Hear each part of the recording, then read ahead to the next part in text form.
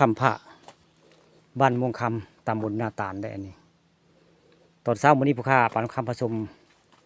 พามาชมถ้ำชมหิวพี่น้องนี่อยู่บริเวณหน้าวัดผาพึ่ง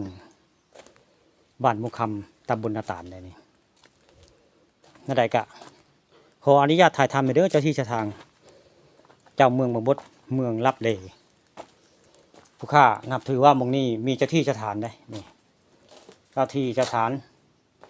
อยู่บริเวณนี้เรียกว่าประวัติของลุงป๊อกได้หายเข้าเมืองบางบดบริเวณนี้แล้วนี่เป็นเวลา7 มื้อ 7 คืนได้อยู่ว่าพิษพี่น้อง2 มื้อ 2 คืน7 มื้อ 7 คืนนะคือในปรารถนาได้หายเข้าวัดป่าผู้ข้าว่าพิษได้ในปรารถนาเข้าวัดป่า7 มื้อ 7 คืนแต่นี่ในป๊อกได้ลุงป๊อกอายุหลายอยู่ได้ลุงป๊อกนี่สงสัยอายุ80 ปีแล้วละลุงป๊อกนี่เพิ่นออกคลิปป่าตรงคำอยู่ได้แต่อันประตูเมืองทางใต้เพิ่นปูนใต้ลงไปละทางทุ่งนาบ่ได้ประตูเมืองนั่นเป็นประตูเมืองหินได้หินก้อนบักใหญ่ยาวประมาณ8 เมตรพี่น้องนี่อยู่ทางใต้พุ่นละแต่มันมีตำนานละผู้ข้าป่าตรงคำผสมเลยมาเว้าประวัติลุงป๊อกเข้าเมืองวัดเมืองเบลอยู่บริเวณนี้แหละนี่หน้าวัดผาพึ่งบ้านม่วงคำบรรยากาศคักพี่น้องแม่นพายักมาบำเพ็ญเพียรหรือว่าเป็นนักปราชญ์อาจารย์ในครูยาซามาจำพรรษาคักพี่น้องนี่วัดถ้ำผาพึ่งบ้านม่วงคำตำบลนาตาลอำเภอตะงอยได้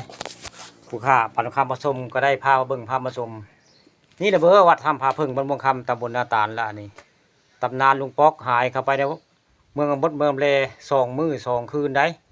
ลุงป๊อกยังมีชีวิตอยู่พี่น้องยังไม่ได้ตุยนะนี่ยังมาถามได้มาสอบถามได้ลุงป๊อกบ้านม่วงคำตำบลนาตาลเพิ่นออกคลิปปลาทองคำหลายเทื่อได้หลายคลิปได้ลุงป๊อกหลักฐานยังนะนี่แต่ซึ่งหน้าลงไปนี่จะเป็นหินยาวประมาณ8 เมตรนะหินประตูเมืองที่ลุงป๊อกเข้าไปในถ้ำแล้วเป็นบ้านเป็นเมืองได้แล้วเข้ามาส่งก็หันหลังไปก็เป็นก้อนหินบักใหญ่ยาวประมาณ8 เมตรในบ้านเมืองเขาเจ้านั้นเป็นมีผู้ชายหัวล้านแล้วก็มียิงสวยงามได้มีบ้านมีเรือนมีทหารทางเข้าบ้านเข้าเมืองคือบ้านเฮานี่ได้แต่เขาเจ้าแต่งโตบ่คือเฮาได้เป็นคนอยากนุ่งเสื้อกะ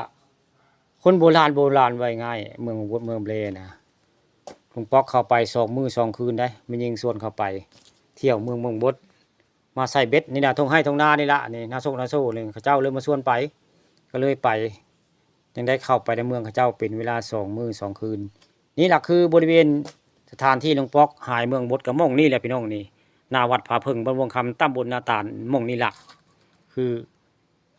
ที่สถานที่จริงของลุงป๊อกเพิ่นเข้าไป2 มื้อ 2 คืน